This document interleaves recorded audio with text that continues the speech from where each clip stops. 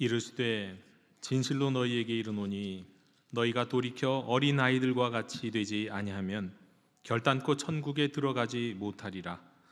그러므로 누구든지 이와 같이 자기를 낮추는 사람이 천국에서 큰 자니라. 하나님은 영이시니 예배하는 자가 영과 진리로 예배할지니라.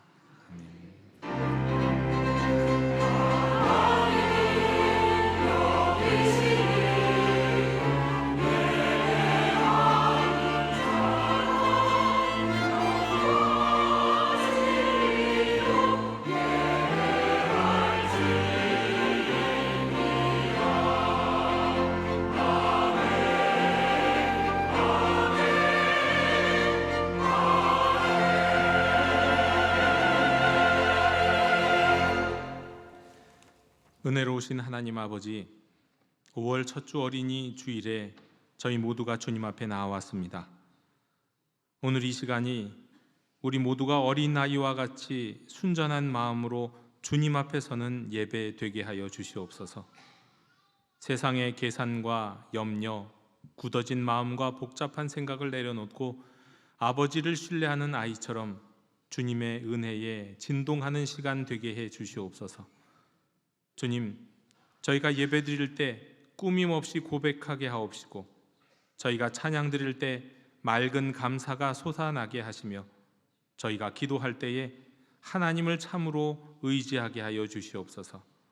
오늘 여기 임재하셔서 저희들의 굳어진 마음은 부드럽게 하시고 흐려진 믿음은 새롭게 하시며 다시 순전한 믿음으로 주님을 바라보게 하여 주시옵소서. 예수 그리스도 이름으로 기원하옵나이다. 아멘. 다 함께 자리에서 일어나셔서 경배 찬양을 함께 부르시겠습니다.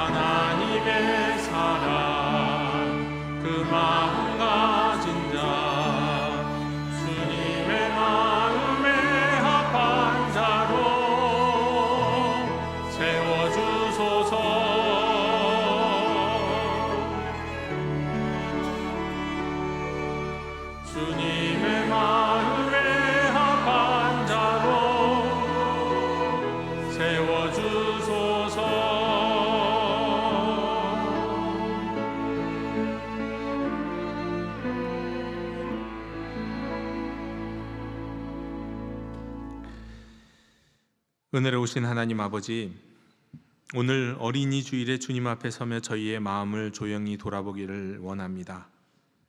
주님, 저희는 어린아이 같은 믿음을 잃어버릴 때가 많았습니다. 순전하게 믿기보다 계산했고 감사하기보다 불평했으며 하나님 의지하기보다 내 생각과 경험을 더 의지하였습니다. 주께서 저희를 자녀 삼아 주셨건만 저희는 아버지의 품을 멀리하고 세상의 기준과 사람의 인정의 마음을 빼앗겼습니다. 하나님을 사랑한다고 하면서도 때로는 그들을 우리의 기대와 욕심으로 바라보았습니다. 다음 세대를 위해 기도한다고 하면서도 그들에게 보여줄 만한 믿음의 본은 부족했습니다. 주님, 저희를 불쌍히 여겨 주시옵소서. 굳어진 마음을 부드럽게 하시고 복잡해진 믿음을 단순하게 하시며 식어진 사랑을 다시 회복시켜 주시옵소서. 오늘 이 예배 가운데 저희가 다시 하나님의 자녀로 서게 하시고 어린아이처럼 주님을 신뢰하며 순전한 마음으로 찬양하고 기도하게 하여 주시옵소서. 주여 긍휼을 베풀어 주시옵소서.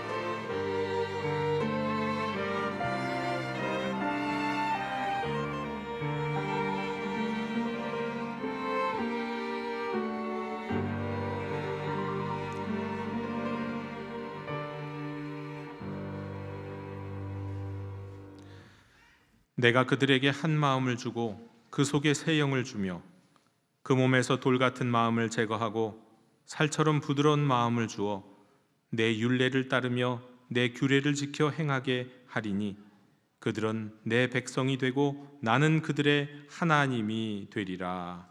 아멘. 나는 전능하신 아버지 하나님 천지의 창조주를 믿습니다. 나는 그의 유일하신 아들 우리 주 예수 그리스도를 믿습니다.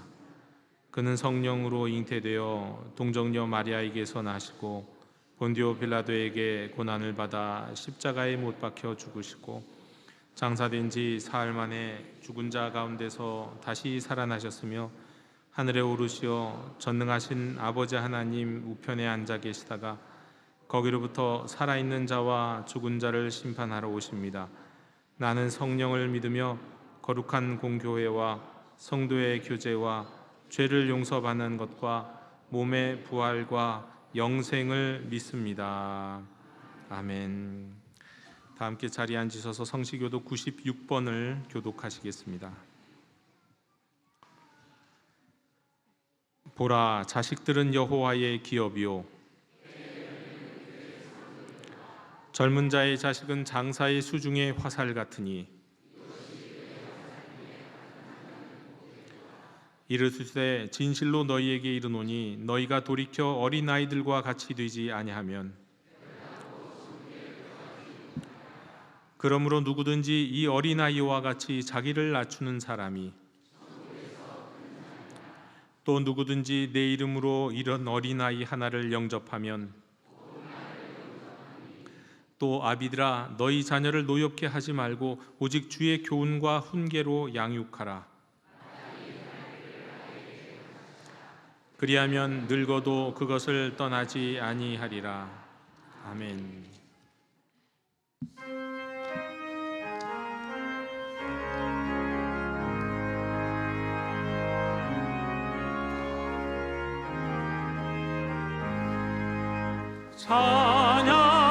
찬양하라 복 되신 구세주 예수 백성들아 선한 전하세 영맹하나 하늘의 천군과 천사 주님 앞에 영광을 돌리세 목자같이 우리를 지키시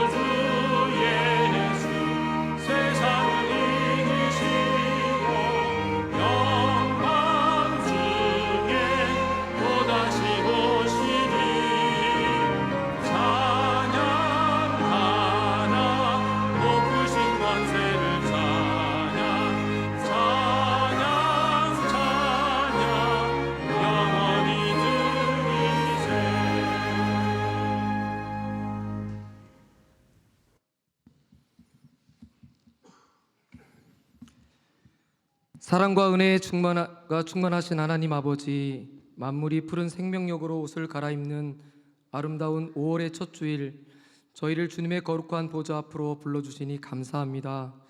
오늘 이 시간 우리 삶의 모든 주권이 오직 만군의 여호와 하나님께 있음을 고백합니다.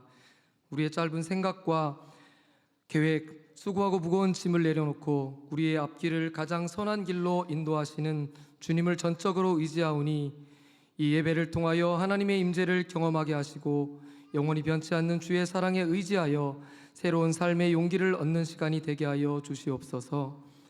가정의 달 5월을 맞아 우리에게 가정을 주시고 가정 안에서 하나님의 사랑을 느끼고 배우게 하시니 감사를 드립니다.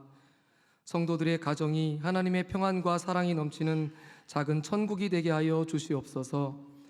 특별히 교회의 든든한 뿌리가 되어 주시는 어르신들이 세월이 흐를수록 주를 향한 믿음은 더욱 견고해지게 하시고 영육간의 강건함을 주셔서 그분들의 삶이 온 교회의 축복의 통로이자 기도의 등불이 되게 하여 주시옵소서.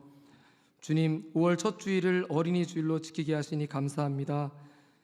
어린이를 가까이 오라 하시고 축복하시며 어린이와 같은 믿음을 가져야 한다고 가르쳐 주신 주님의 말씀을 생각하며 어린아이와 같은 순수한 믿음으로 주님을 신뢰하며 살아가게 하여 주시옵소서.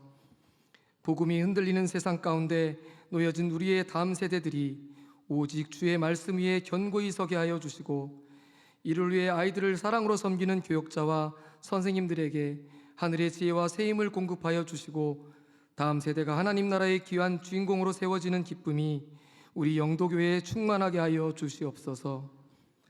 자비로우신 하나님 아버지, 전쟁으로 사랑하는 가족과 삶의 터전을 잃은 이들의 눈물을 닦아주시고 고통받는 세계 열방을 긍휼히 여겨주시옵소서. 인간의 탐욕과 갈등이 멈추게 하시고 오직 주님께서 다스리시는 평화의 새 아침이 그 땅에 찾아오게 하여 주시옵소서. 치료자 되시는 하나님 아버지, 육신의 질병과 마음의 상처로 고통받는 성도들을 위해 간절히 간구합니다.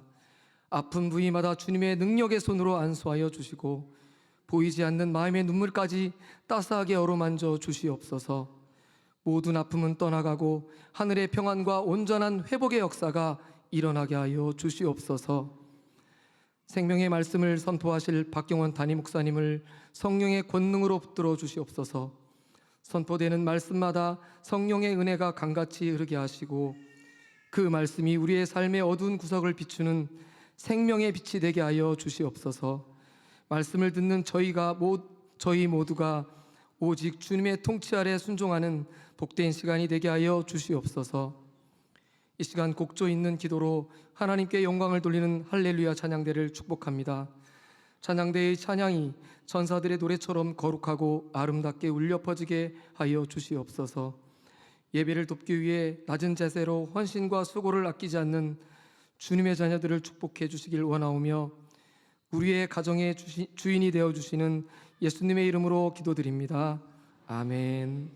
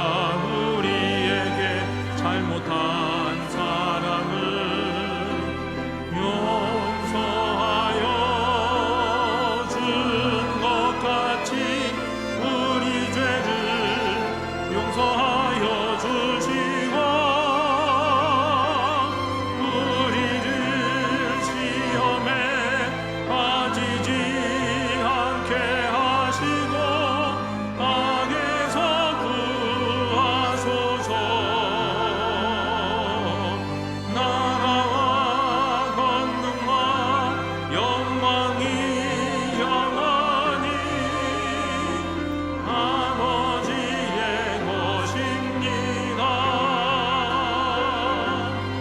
아멘.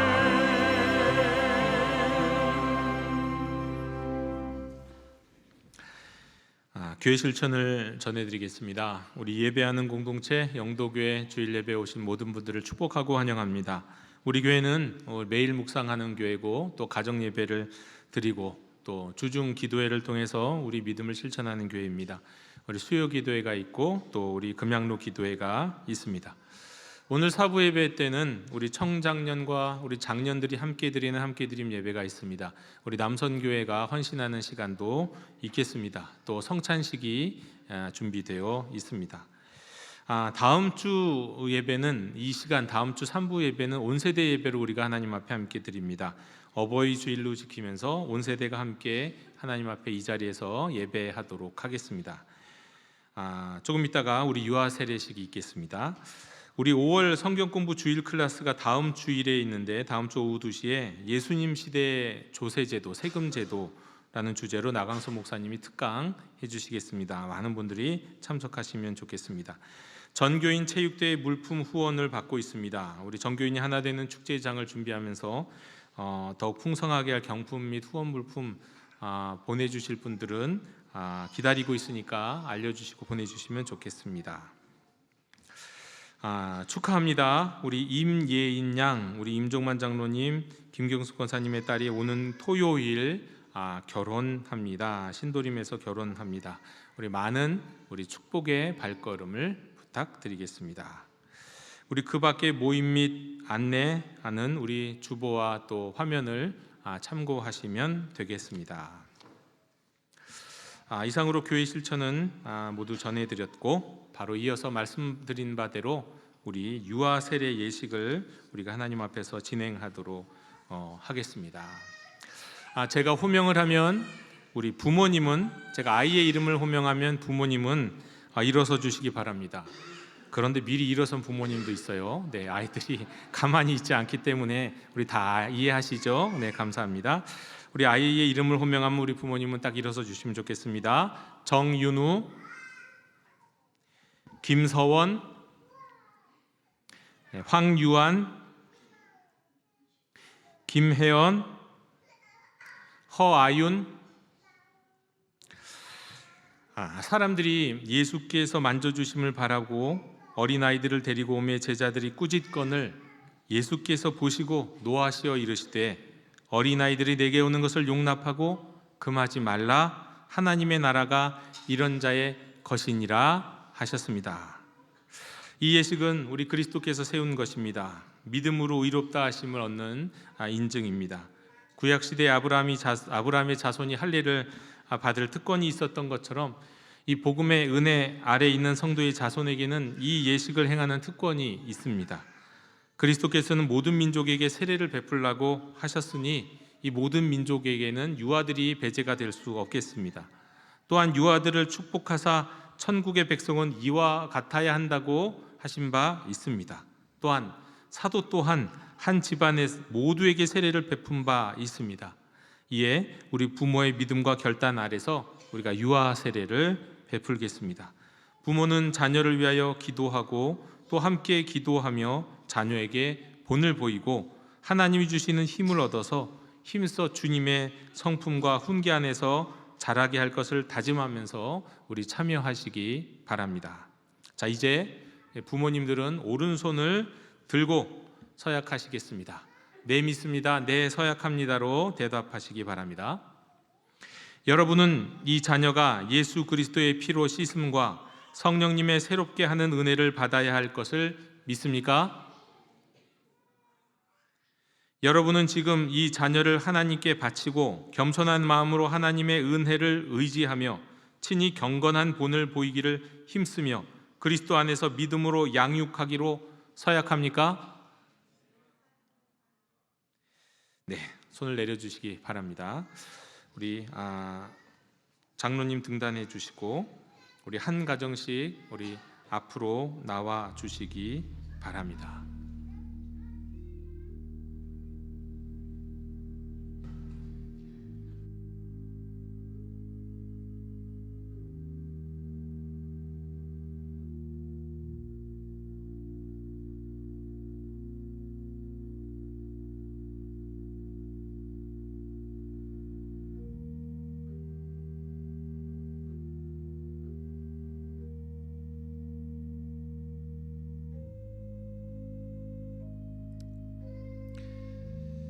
주 예수를 믿는 이의 자녀 김서원에게 내가 성부와 성자와 성령의 이름으로 세례를 주노라. 아멘.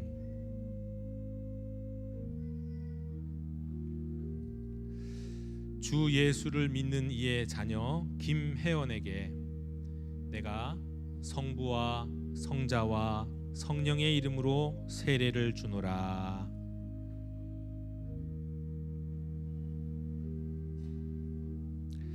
주 예수를 믿는 이의 자녀 정윤우에게 내가 성부와 성자와 성령의 이름으로 세례를 주노라. 아멘.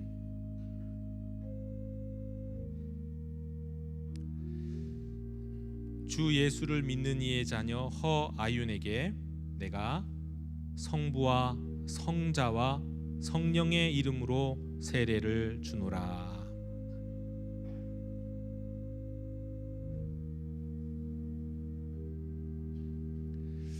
주 예수를 믿는 이의 자녀 황유한에게 내가 성부와 성자와 성령의 이름으로 세례를 주노라. 아멘.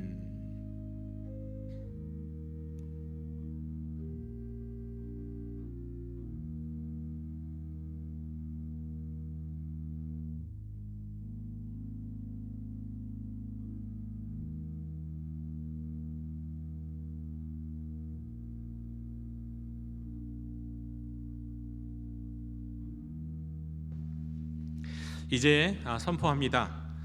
오늘 세례받은 어린이 정윤우, 김서원, 황유한, 김혜원, 허아윤 우리 5명은 본 영도교회 유아 세례교인이 된 것을 성부와 성자와 성령의 이름으로 선포하노라. 아멘. 이제 착복식을 거행하도록 하겠습니다.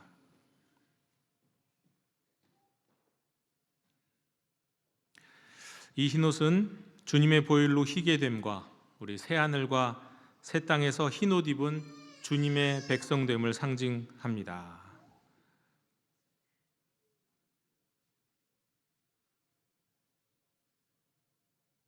우리 어린이 도서도 우리 함께 또 전달하도록 하겠습니다.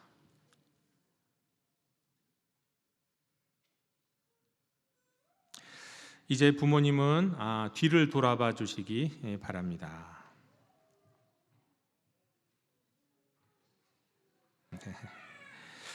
이제 사랑하는 성도 여러분께 묻겠습니다. 여러분 앉은 자리에서 그냥 예로 크게 대답해 주셨으면 좋겠습니다. 자, 여기 이 어린이들을 이제 주님의 교회의 한 지체가 우리 되었습니다. 우리 여러분들도 이 어린이가 주님 안에서 성령님의 인도하심에 따라서 장성한 분량에 자랄 수 있도록 기도와 사랑으로 돌보아 주시겠습니까? 네, 여러분 대답하셨습니다. 이제 다 함께 기도하겠습니다. 우리 장로님들께서는 부모님의 어깨에 손을 얹고 우리 함께 성도님들도 한 마음으로 기도하겠습니다.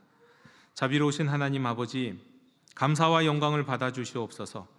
성도의 가정에 귀한 자녀를 주셨고 부모들로 하여금 그 자녀들의 신앙을 위하여 결단하게 하시니 감사드립니다. 오늘 세례받은 어린이 위에 일생 동안 하나님의 축복과 보호하심이 함께 하셔서 어떤 위험과 시험에도 빠지지 않게 하여 주시옵고 키와 지혜가 자라고 하나님과 사람들에게 더욱 사랑스러워가는 어린 주의 자녀들 되게 하여 주시옵소서. 예수님의 이름으로 축복하며 기도하옵나이다. 아멘.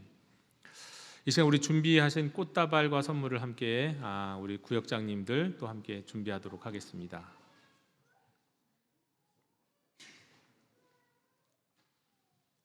이 앞에 나오셔서 꽃다발 전달해 주시면 되겠습니다.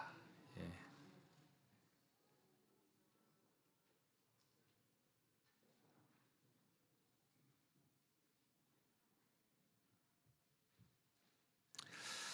자, 이제 자리로 들어갈 텐데 우리 장로님들은 하단하여 주시고요. 네.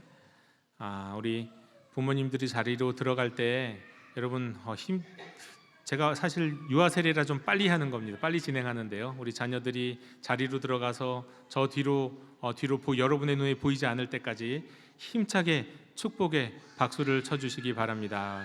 우리 인사하고 들어가시겠습니다. 네.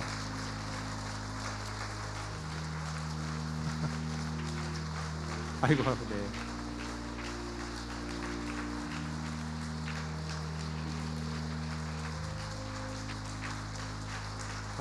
우리 저 자리 뒤로 갈 때까지 힘차게 박수 쳐주셨으면 좋겠습니다.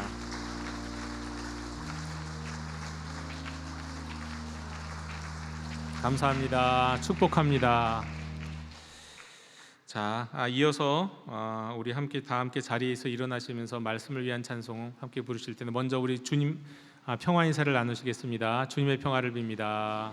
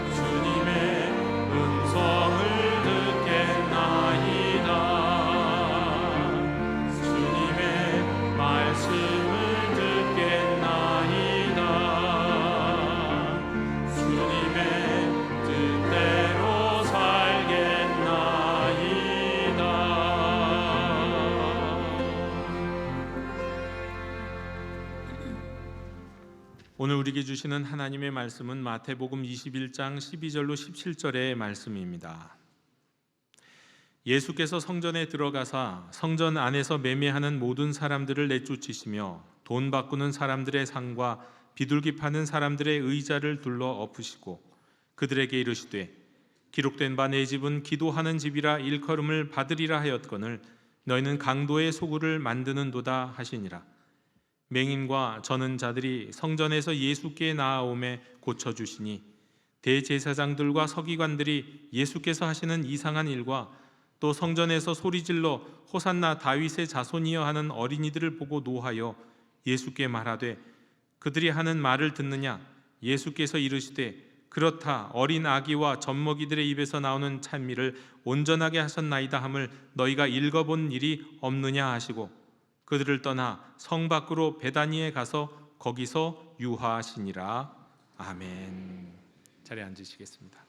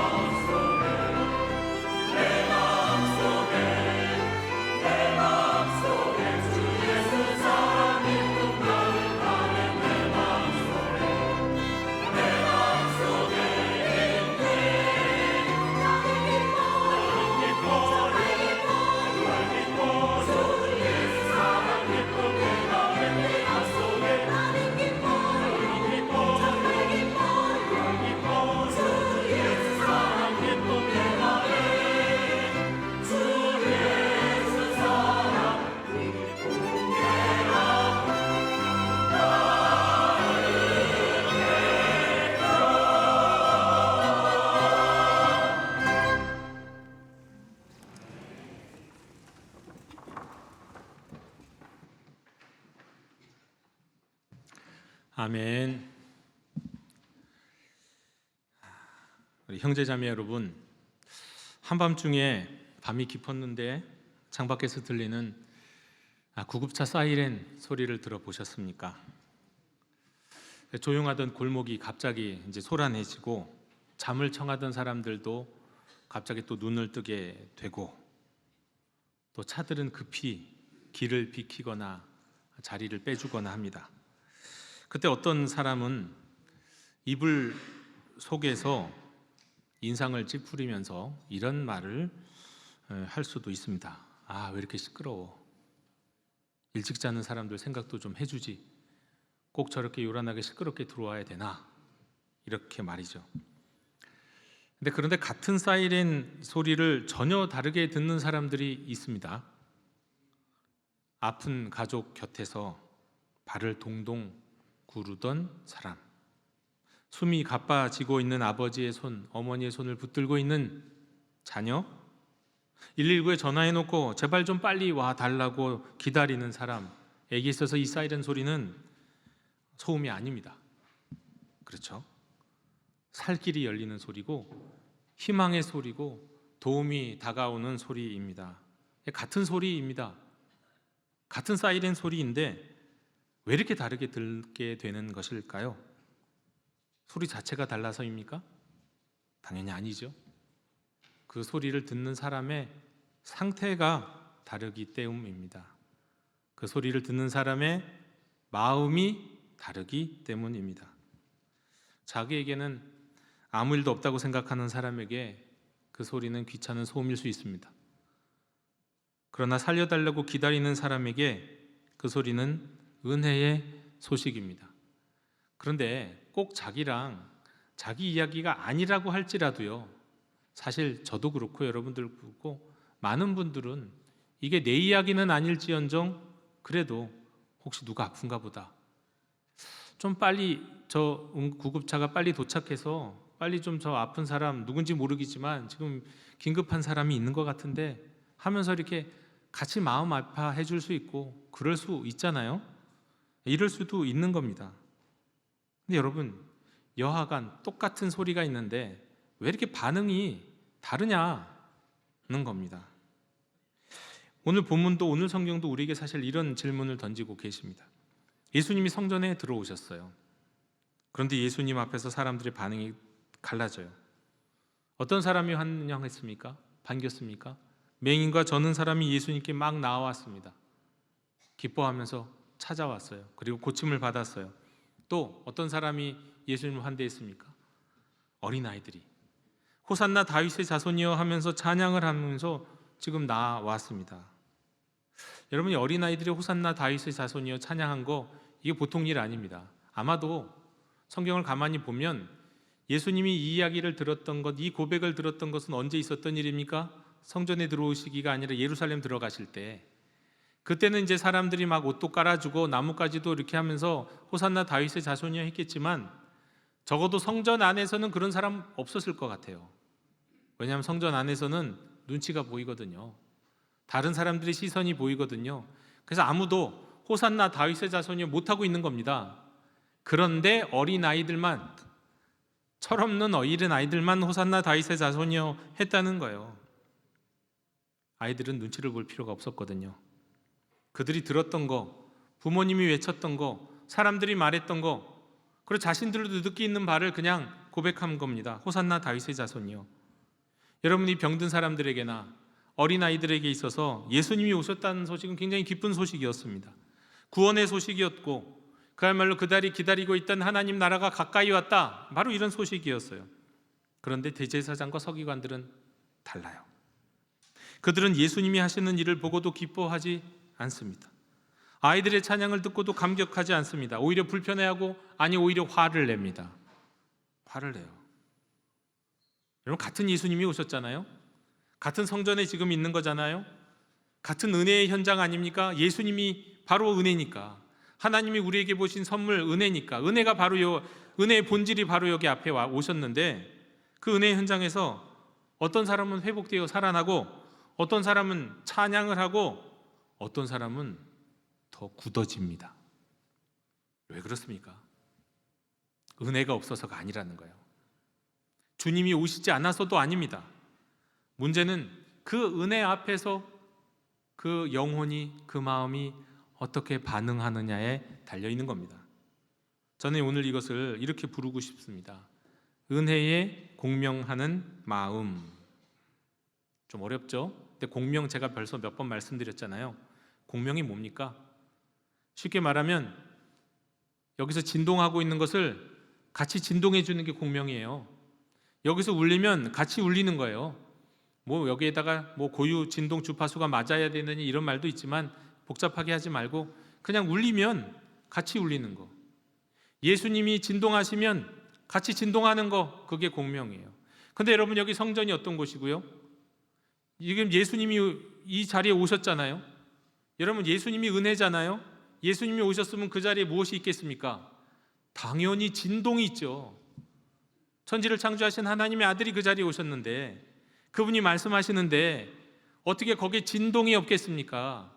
그런데 누구는 진동에 같이 진동하며 공명을 하고, 누군가는 아무 일도 일어나지 않은 것처럼, 아니 오히려 반대로 마음이 굳어서 화를 내고 있더라는 겁니다. 공명이에요. 그래서 필요한 거 은혜에 공명하는 마음입니다. 여러분, 공명은 어려운 말이 아니라 주님이 살리실 때는 주님이 살리시는 일을 하면 같이 기뻐하는 거예요. 예. 주님이 누군가를 고치실 때 같이 즐거워하는 거고요. 반대로 주님이 우리를 흔드시는 일이 있으면 그것을 불편함으로 여기지 않고 우리를 회복시키시는 회복의 손길로 받아들이는 거, 이게 영적인 공명, 은혜에 공명하는 마음이라는 겁니다. 여러분, 은혜에 공명할 줄 아는 사람은 주님이 하시는 거를 알아봐요. 여기 하나님이 계신다, 이거 하나님이 하시는 일이다. 그런데 은혜에 공명하지 못하는 사람은요, 거기서 오히려 막 화만 나고 뿔만 난다고요. 근데 오늘 성경에는 은혜에 공명하는 두 부류의 사람이 있었죠? 누굽니까? 아픈 사람들. 그들은 준비가 되어 있어요. 주님의 은혜에 공명할 준비가 되어 있는 사람들이었어요.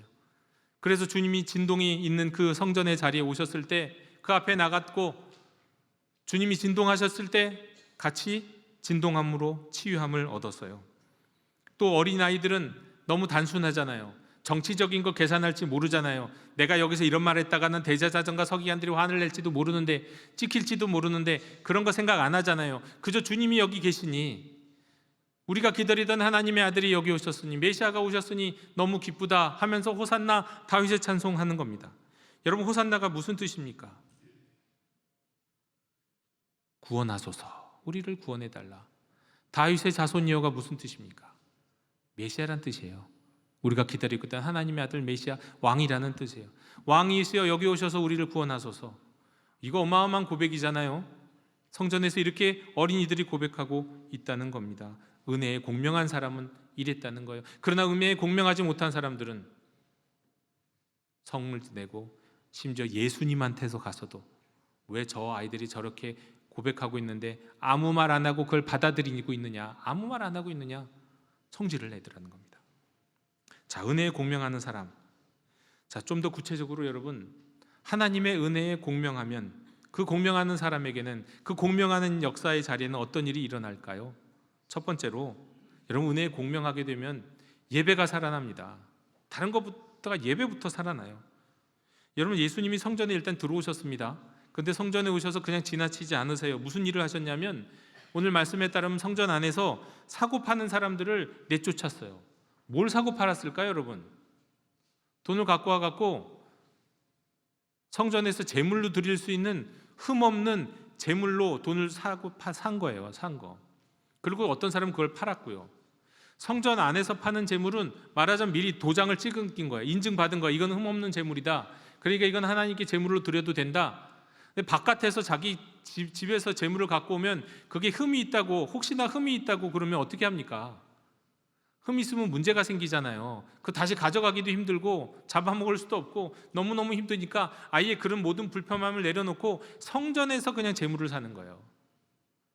그래서 돈을 내고 성전에서 제물을 사서 그럼 그 모든 과정을 누가 허가해 줍니까? 대제사장이 허가해 주는 거고요. 거기서 수많은 수수료도 막 생기는 거고 많은 이권들이 생기는 거예요. 예수님은 이 모습을 보면서, 아니 이 성전을 도대체 왜 이런 꼴로 만들었는가 하면서 하나님 아버지의 마음에 공명하셔서 예수님이 그 공명을 주님도 공명하셔서 그래서 그 성전을 뒤엎으신 거예요. 성전이 미워서가 아닙니다. 성전이 너무너무 귀했기 때문이에요. 예수님은 성전을 없애려고 오신 게 아니라 성전을 회복하시려고 오시는 거예요.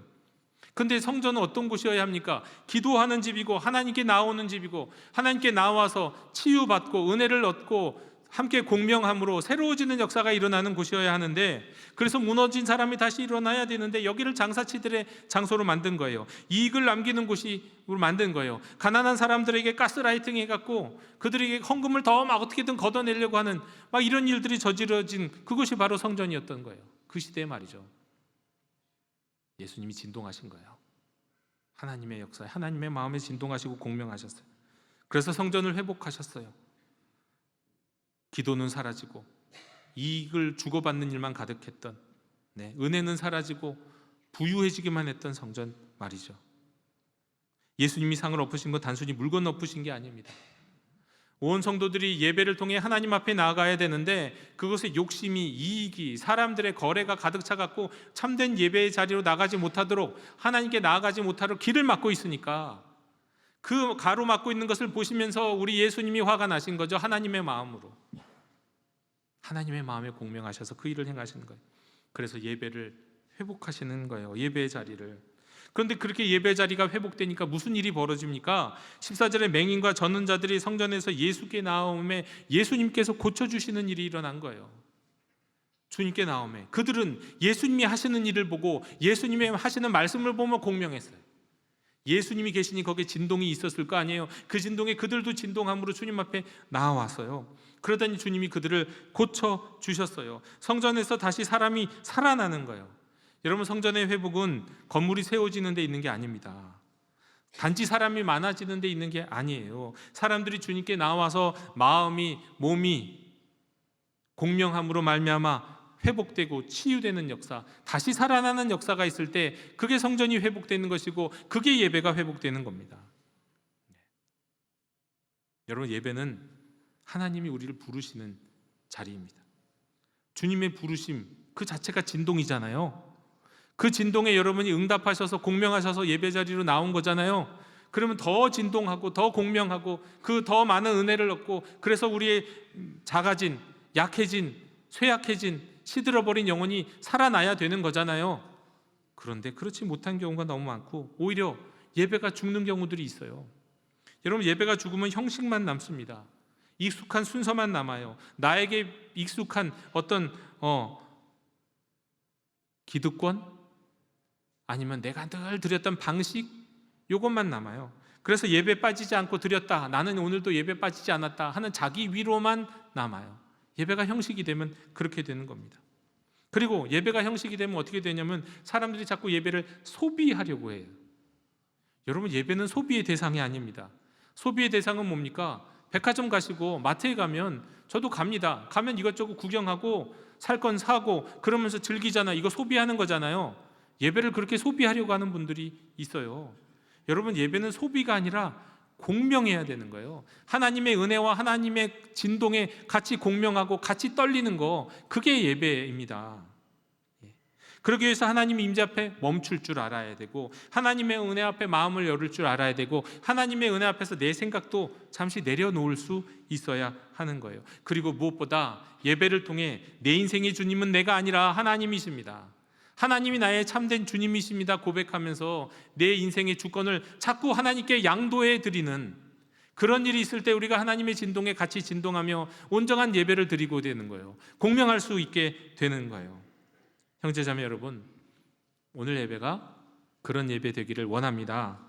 주님의 은혜에 공병하는 예배를 드리시는 참된 예배자가 되시기를 원합니다. 우리가 그렇게 예배할 때 우리의 영혼이 되살아날 줄로 믿습니다.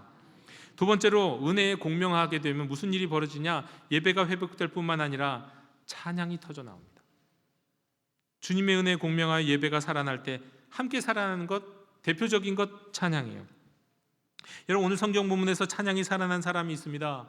누굽니까? 대제사장인가요? 서기관인가요? 성전의 율법과 최고의 전문가들인가요? 아니에요. 그들에게서는 이런 찬양이 살아나지 않았어요. 오직 어린아이들이었습니다. 어린아이들. 그래서 그들은 호산나 다윗의 자손이여 하면서 믿음의 고백, 신앙의 고백으로 하나님께 응답한 거예요. 주님 앞에 응답한 거예요.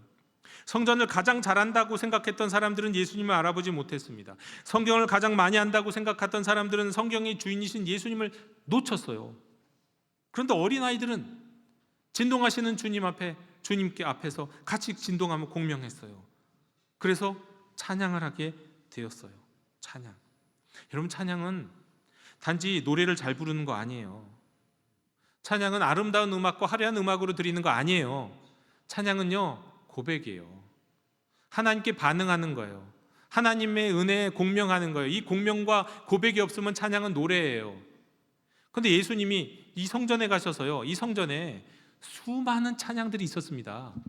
성전에는 때가 되면, 시가 되면 정말 전문 찬양가들이 화려한 찬양들을 했어요. 예수님 한마디도 안 하시잖아요. 그런 거 언급도 안 하시잖아요. 성경에 언급도 안 돼 있어요. 성전의 레위인들의 찬양을 아무도 언급하지 않아요. 오직 이 어린이들의 찬양만 언급하지 않습니까? 왜? 이건 진정한 고백이고 하나님의 은혜에 공명하여 드리는 은혜의 응답이었기 때문에. 그래서 이것을 주님은 진정한 찬양으로 받으셨어요. 여러분, 우리가 온전하게 하나님의 은혜, 하나님의 말씀, 하나님이 주시는 사랑에 우리가 공명하게 되면 우리 안에서 솟아나는 대표적인 것은 바로 무엇입니까? 찬양이에요. 여러분, 언제 찬양하셨습니까? 여러분의 인생과 하루의 한 주간의 삶 가운데 여러분 언제 찬양이 흘러나오시던가요? 노래가 흘러나오는 거랑 좀 다르게 진심으로 나의 고백이 담긴 찬양이요. 주님은 나의 사랑이시고 내 왕이시고 우리를 다스리시는 분이시고 하나님께 영광을 올려드리길 원하는 이런 찬양과 고백이 여러분의 삶에 언제든 나타나셨냐고요? 여러분, 하나님께 공명하는 사람, 은혜에 공명하는 사람의 삶에 나타나는 증거는 찬양입니다. 우리가 찬양을 회복하기를 원합니다. 이 어린아이들과 같이 이런 거 저런 거 생각하지 않고 옆에 사람 기웃거리지 않고 눈치 보지 않고 진심으로 주님을 찬양하는 하나님의 백성들 되시기를 주님의 이름으로 축원합니다. 여러분, 그때 당시 어른들이 볼 때 어린아이들은 덜 된 인간들이었어요. 아직 인간이 덜 된 게 어린이였어요. 아직 모자란 게 어린이였어요. 그러나 우리 주님은 그 어린이의 찬양을 받으셨다는 것을 기억하십시오. 말은 많지만 찬양은 없는 교회. 성경적인 지식은 많지만 진정한 하나님을 향한 고백은 없는 교회. 아니에요. 하나님 기뻐하시는 교회 아닙니다. 서툴러도 진심이 담겨 있고 그래서 주님을 향한 진심의 고백이 찬양으로 울려 퍼지는 교회를 하나님이 기뻐하시는 줄로 믿습니다. 세 번째로, 은혜가 있을 때 그 은혜의 공명함으로 회복되는 사람도 있고 살아난 사람도 있고 찬양하는 사람도 있었는데, 반대로 오늘 말씀해 보면 그 은혜 앞에 굳어지는 사람들, 굳은 마음들이 드러나는 것을 봅니다. 여러분, 하나님 은혜에 공명할 때 예배가 살아납니다. 하나님의 은혜에 공명한 사람은 찬양이 터져 나옵니다. 그런데 정반대의 사람이 오늘 있었죠. 주님이 오셨더니 하나님의 진동이 막 있는데 그 진동을 느끼고 공명하는 게 아니라 오히려 마음에 굳은 마음만 드러나는 대제사장과 서기관들이 있었습니다. 여러분, 그들이 왜 노했습니까? 왜 화를 냈습니까? 성전에서 장사가 이루어졌으니까 화를 내나요? 아니요, 그들은 성전에서 장사를 못하게 해서 화가 났어요. 가난한 사람들이 하나님께 나아가는 길이 막혀서 화가 났습니까? 아니요, 그들에게는 이런 건 안중에도 없어요. 가난한 사람들이 와서 하나님께 나아가든 말든 그건 중요하지 않아요. 병든 사람들이 고침받았기 때문에 화가 났습니까? 네, 맞아요. 병든 사람들이 고침을 받아서 화가 났어요. 성경에서 그래서 오늘 말씀해 보면 예수님이 이상한 일 했다고 그러잖아요. 이상한 일 하니까 그것에 화가 났다는 거예요. 병 고침이 일어났는데 그 이상한 일 했다는 거 아니에요. 그들이 결정적으로 화낸 이유는 바로 어린이들이 예수님을 찬양했기 때문이에요. 호산나 다윗의 자손이여 고백했기 때문이에요. 그리고 호산나 다윗의 자손이라고 찬양하는데 예수님 그걸 듣고 가만히 있는 게 그게 또 화가 났던 거예요. 아니, 저가 찬양받을 사람이 아닌데, 저런 신앙의 고백을 받을 사람이 아닌데 왜 저는 가만히 있는가? 참람하도다. 이렇게 생각을 했던 거예요. 그게 화가 났던 거예요. 그래서 항의를 합니다. 왜 저 아이들이 당신을 메시아로 부르며 신앙 고백하는 거 가만 놔둡니까? 그랬더니 예수님 뭐라고 말씀하십니까? 예수님의 말씀은 이거였어요. 이런 거예요. 너희가 성경 안다고 하지 않았느냐? 너희 지금 성경이 지금 눈앞에 이루어지고 있는데 왜 보지 못하고 있느냐? 너희가 성전을 지킨다고 했잖아. 근데 이 성전의 주인이 여기 왔는데 너희는 지금 무엇을 하고 있고 왜 화를 내고 있느냐? 왜 너희는 하나님의 은혜의 진동이 여기 지금 임했는데 도대체 공명할 줄 모르느냐? 피리를 불어도 춤출 줄 모르고 슬피 울어도 가슴 칠 줄 모르느냐? 하나님이 예배의 주인이, 성전의 주인이 오셔서 지금 이 모든 곳이 진동하고 있는데 너희는 아무 일도 일어나지 않은 것처럼 왜 화만 내고 있느냐 하시면서 그들의 마음, 그 굳은 마음을 우리 주님은 드러내 보여주셨습니다. 여러분, 이게 진짜 두려운 일입니다. 제가 목사로서 가장 두려운 게 사실 여기 있어요. 목회자가 돼서 가장 두려운 거. 왜? 하나님이 하시는 일인데 인간적으로 판단하고 공명할 줄 모르고, 내가 오히려 하나님이 하신 일을 가리울 수 있거든요. 목사가 그럴 수 있어요. 목사가 갖고 있는 신학적 한계가 있고 신학적 배경이 있잖아요. 제가 자라온 삶의 환경들이 있잖아요. 저는 굉장히 다양한 삶의 환경 속에서 자란 사람이라고 생각하지만 그래봐야 사람이잖아요. 한계가 있어요. 그래서 하나님이 하시는 일인데 이게 하나님의 역사인데 하나님의 역사로 보는 게 아니라 이상하게 보는 거예요. 왜 저러고 있지? 왜 예배를 방해하고 있지? 왜 교회에서 저러고 있지? 이렇게 볼 수 있단 말이에요. 목사만 그렇습니까? 장로님들도 그렇죠. 신앙생활 오래 하신 분일수록 더 가능성이 높아져요. 권사님들도 마찬가지예요. 여러분 한번 생각해 보십시오. 옛날에 교회에서 우리 드럼도 있고 기타도 있잖아요. 예배당에서 드럼 치고 기타 치는 거 처음부터 쉽게 들어왔습니까? 제일 먼저 누가, 목사님들도 그렇고 장로님들도 그렇고 어르신들이 딱 보고 저거 뭐야 저거? 저 뭐 하는 거야? 딴따라들 하는 거 지금 교회에서 뭐 하고 있는 거야? 그랬잖아요. 하나님의 은혜가 찬양을 통해서 울려 퍼지는 자리에 대해서 판단했다고요. 근데 우리 교회는 조금 지금 많이 달라졌죠. 그래서 우리 교회는 앞에서 찬양도 하고 박수 치면서 찬양하고 기뻐하면서 찬양하고 때로는 춤추면서 찬양도 하잖아요. 그럼에도 불구하고 예를 들어서 여러분 찬양할 때 막 깃발을 흔들면서 찬양한다거나 여기서 저기까지 막 뛰어다니면서 손 들고 찬양하는 일이 벌어지면 여러분 뭐라고 생각하실 거예요? 저 왜 저러지? 여러분 생각에는 익숙하지가 않으니까, 나랑 익숙하지 않은 것은 다 판단하잖아요. 그게 하나님의 은혜가 임해서 그 하나님의 은혜에 공명한 사람의 진동일 수 있는 건데, 공명하는 모습인데 우리는 자꾸 판단한다고. 내가 익숙한 대로만, 내가 아는 범위 안에서만. 우린 그렇게 식견이 좁은 사람이라는 거예요. 대제사장과 서기관도 사실은 그런 사람인데 우리가 그와 다르지 않더라는 겁니다. 우리가 여러분 신앙생활 오래 할수록 오히려 주님이 하시는 일을 불편해할 수 있습니다. 성경 많이 알수록 오히려 성경의 주인이신 주님을 배척할 수 있어요. 예배당 안에서 지금 은혜가, 하나님의 은혜가 일어나고 있는데 오히려 그 하나님의 은혜를 멀리할 수도 있다는 거예요. 화를 낼 수도 있다는 거예요. 어떤 분은 다른 사람이 은혜를 받으면 불편해하시는 분이 있어요. 또 교회 안에서 이제 막 교회 다니지도 얼마 안 됐는데 너무 은혜롭게 사역도 잘하고 봉사도 잘하고 인상도 좋고 그러니까 막 사람들이 주목하면 비교의식 갖고 막 비교하는 분 있어요. 내가 우리 교회 첫 터줏대감인데 말이지. 이런 모든 마음이 굳은 마음이에요. 불편한 마음, 굳은 마음이라고 하는 거예요. 그런데 여러분, 이게 여러분 또 은혜입니다. 뭐냐면 하나님의 은혜 앞에서 굳어진 내 마음을 발견하는 거예요. 그게 은혜라고요. 왜 하나님이 우리의 굳어진 마음을 드러내 보여주실까요? 너 그렇게 살아라, 너 그렇게 살다가 심판받아라, 그런 마음이실 리가 없잖아요. 우리의 굳은 마음을 새롭게 하시기 위해서요. 되살리시기 위해서요. 부드러운 마음으로 바꾸시기 위해서 우리의 굳은 마음을 다시 일으키시는 거예요. 여러분 자동차에 경고등이 들어옵니다. 가끔씩 나도 모르는 이상한 빨간 등이 들어올 때가 있어요. 뭐 이렇게 특히 트럭이나 뭐 저기 승합차 보면 이렇게 기름 붓는 뭐 이런 거 들어올 때가 있거든요. 빨간 등. 그럼 이게 나 화나게 하려고 그 빨간 등 들어오는 겁니까? 기분 나쁘게 하려고 빨간 등 들어오는 거예요? 아니잖아요. 이 차에 뭔가가 이제 준비해야 된다, 조심해야 된다, 잘 살펴봐라, 이런 경고등 아닙니까? 근데 우리 마음 안에서 여러분 이 굳은 마음이 드러날 때 우리의 영혼을 다시 잘 살펴봐야 되는 거예요. 내가 지금 하나님이 하시는 역사에 공명하고 있지 못하는구나. 하나님의 진동에 참여하지 못하고 있구나.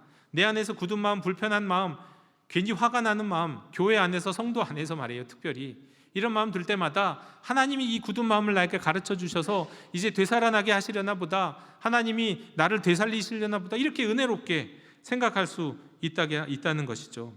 여러분, 제자의 길은 여기서 시작됩니다. 참된 제자가 되고자 한다면 주님 앞에 있는 나의 굳은 마음을 인정하고 고백해야 돼요. 내려놓아야 돼요. 그리고 내 방식, 내가 식견만 옳다고 생각해서는 안 되는 거예요. 그리고 주님의 인도하심에 나를 맡겨드려야 되는 거예요. 그게 참된 제자가 되는 길입니다. 그러면서 주님, 제 마음 고쳐주십시오. 제 마음에 굳은 마음이 있었습니다. 주님, 내가 은혜보다, 하나님의 은혜보다, 하나님의 은혜의 진동보다 내 체면을 더 사랑했습니다. 내 과거의 역사를 더 사랑했습니다. 내 방식을 더 사랑했습니다. 주님, 제 마음, 굳은 마음 고쳐주시고 나도 어린아이와 같이 어떤 자리에서든지 간에 호산나 다윗의 자손이여라고 믿음의 고백으로 진정한 찬양을 드리는 하나님의 자녀가 되게 해달라고 기도하면 되겠습니다. 여러분, 은혜 공명하지 못할 때 굳은 마음이 드러났는데 오히려 그게 은혜인 줄로 믿으시기 바랍니다. 사랑하는 형제자매 여러분, 제가 설교를 시작하면서 사이렌 소리 드렸죠. 사이렌 소리. 같은 사이렌인데 어떤 사람에겐 소음이고 어떤 사람에겐 생명을 살리는 소리이고 또 어떤 사람은 그 소리를 들으면서 누군가를 불쌍히 여기기도 합니다. 자, 이런 다양한 경우가 있는데 저는 이 장면을 생각하면서 한 영화 같은 장면이 제 안에서 떠올랐어요. 한번 제가 이걸 한번 마음속으로 그렸는데 여러분도 같이 상상해 주십시오. 1인칭 시점에서 여러분 영화나 드라마 같은 데 보면은 환자가, 주인공이 수술받고 눈을 뜨는 장면이 있잖아요. 그리고 눈 밖이 보이는 장면이 있죠. 이런 장면을 한번 같이 상상해 주셨으면 좋겠어요. 주인공이 눈을 뜨려 하고 있습니다. 눈동자가 살짝 희미하게 열렸다가 다시 닫힙니다. 닫히면 깜깜해지죠. 그리고 닫혔다가 열기를 수차례 반복합니다. 눈이 조금씩 떠지면서 이제 뭔가 희미하게 보이기 시작하고 뭔가 또 희미하게 들리기 시작합니다. 시간이 좀 지나자 이제는 분명한 소리가, 큰 소리가 하나 들리는데 그 소리가 사이렌 소리예요. 그 소리의 주인공이 겨우 눈을 뜹니다. 물론 아직 완전히 정신을 차리지 못했고 몸도 이렇게 가누지 못하는 상태에서 주인공은 생각합니다. 아, 시끄럽다. 저 사이렌 소리 너무 시끄럽다. 마치 단잠을 방해받은 사람처럼 얼굴을 찌푸려요. 그런데 조금 지나자 배의 통증이 느껴져요. 처음에는 묵직했는데 점점 날카로운 그 고통이 느껴집니다. 그래서 배를 움켜쥐게 됩니다. 이 배를 움켜쥐던 손을 보니까 손에서 피가 묻어나네요. 그제야 이 사람이 정신을 차립니다. 자기가 무슨 상황인지. 자기는 그냥 집안의 침대에 편하게 누워있던 게 아니었어요. 어두운 길바닥에 쓰러져 있었던 거예요. 그것도 총에 맞아서 피를 흘리면서. 사실 이 사람은 잠든 게 아니라 총 맞고 정신을 잠시 잃었던 거였어요. 바로 그때 구급대원들이 달려옵니다. 정신이 드시나요? 조금만 견디세요. 저희가 왔어요. 그 순간 완전히 깨닫습니다. 이 사이렌 소리는 내 잠을 방해하는 귀찮은 소리가 아니라 바로 다른 누군가도 아니라 나를 살리러 오는 소리였구나 하고 말이죠. 성도 여러분, 예수님이 오심이 그런 겁니다. 대제사장과 서기관들에게 예수님은 불편한 분이었습니다. 맹인과 젖는 사람들에게 예수님은 그날 생명이었습니다. 어린아이들에게 예수님은 찬양받으실 만한 왕이셨습니다. 오늘 우리도 물어야 됩니다. 여러분, 하나님의 은혜, 하나님의 음성, 하나님의 말씀을 여러분 소음처럼 듣고 계십니까? 아니면 내가 함께 공명해야 될, 함께 진동해야 될 은혜로 여기십니까? 혹시 불편한, 내 마음, 굳은 마음이 드러나는 불편한 그런 사건들이 있으셨나요? 예? 왜 저 사람만 살리러 오나, 저건 나랑 상관없어? 그렇게 느껴지는 그런 사건들이 주변에 혹시 여러분 최근에 있으셨습니까? 근데 여러분 가만히 생각해 보면 그 소리는 소음도 아니고 다른 사람 살리려고 오시는 소리도 아니었어요. 바로 여러분을, 저와 여러분을 살리려 오시는 주님의 사이렌 소리였던 겁니다.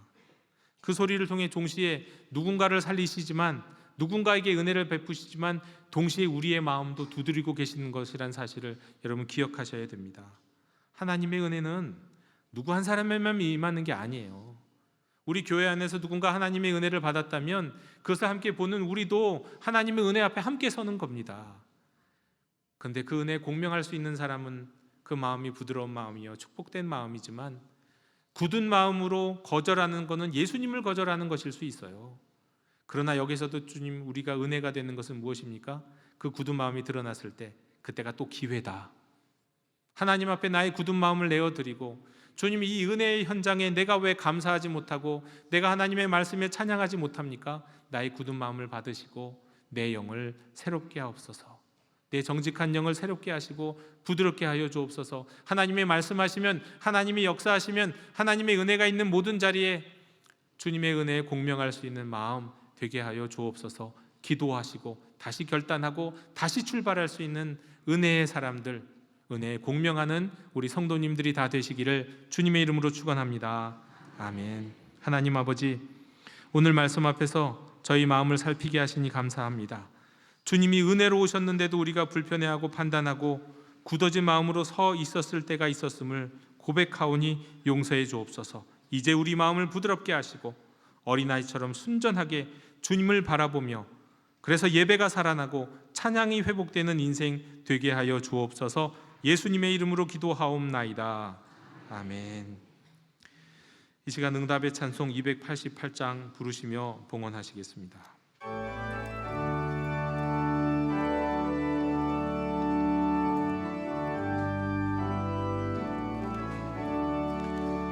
예수를 나의 구주 삼고 성령과 비로소 거듭나니 이 세상에서 내 영혼이 하늘의 영광 누리도다.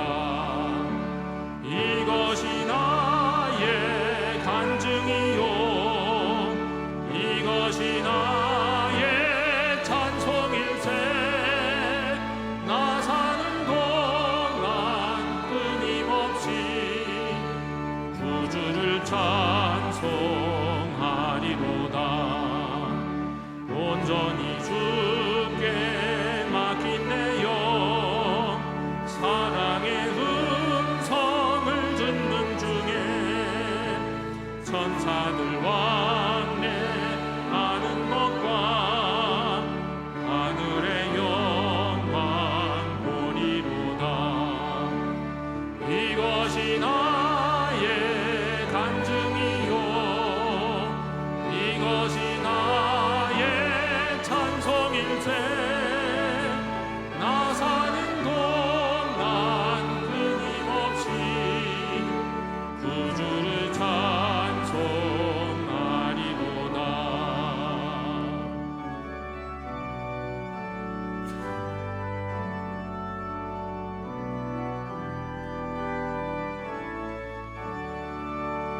주 안에 기쁨 누림으로 마음의 풍랑이 잔잔하니 세상과 나는 난 곳 없고 구속한 주만.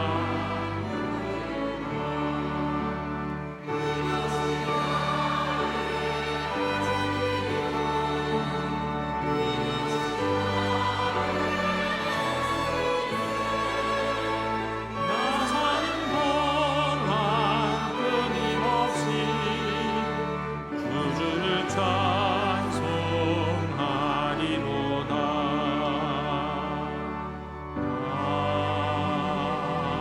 아멘. 하나님 아버지, 주께서 주신 은혜 감사하며 이 시간 예물을 드립니다. 우리가 예물을 드릴 때에 체면이나 자랑으로 드리지 않게 하옵시고 오직 주님을 향한 믿음의 응답으로 감사와 찬양 가운데 주의 은혜에 공명하며 드리는 예물이 되게 하여 주옵소서. 정성을 다하여 자원함으로 드리는 손길에게 주여 복 내려 주시사 성경을 통해 약속하신 우리 하나님 아버지의 신령하고 풍성한 은혜를 내려 주시옵소서. 때문에 우리가 드리는 드림 자체가 기쁨이고 감사요 축복이 되게 하여 주옵소서.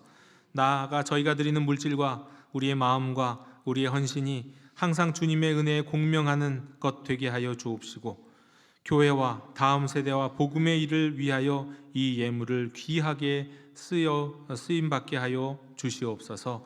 예수님의 이름으로 감사하며 봉헌기도 드리옵나이다. 아멘.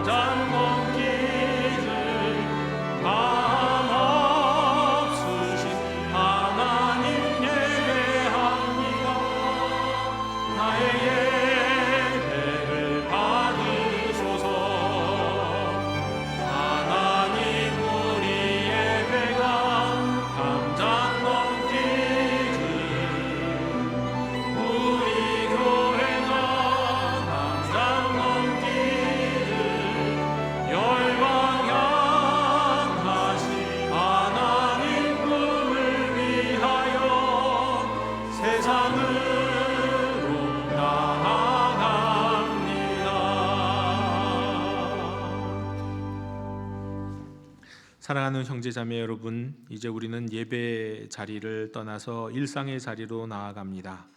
우리 세상에 나아가서 정말 주님의 은혜에 예민한 사람으로 살기를 원합니다.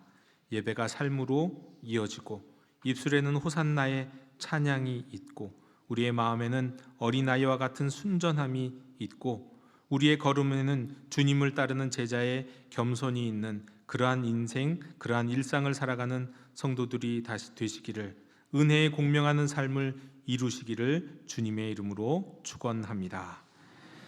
이제는 굳은 마음 고치시고 우리를 구원하시는 우리 주 예수 그리스도의 은혜와 우리를 자녀 삼으시고 은혜로 부르시는 하나님 아버지의 극진하신 사랑과 우리 마음을 부드럽게 하시고 순전한 믿음으로 살아가게 하시는 성령님의 감화감동 교통하심이 오늘 다시 한번 주님의 은혜 앞에 공명하는 인생 되기로 결단하는 하나님의 자녀들 머리 위에 이제와 영원히 함께 계시기를 간절히 축원하옵나이다. 아멘.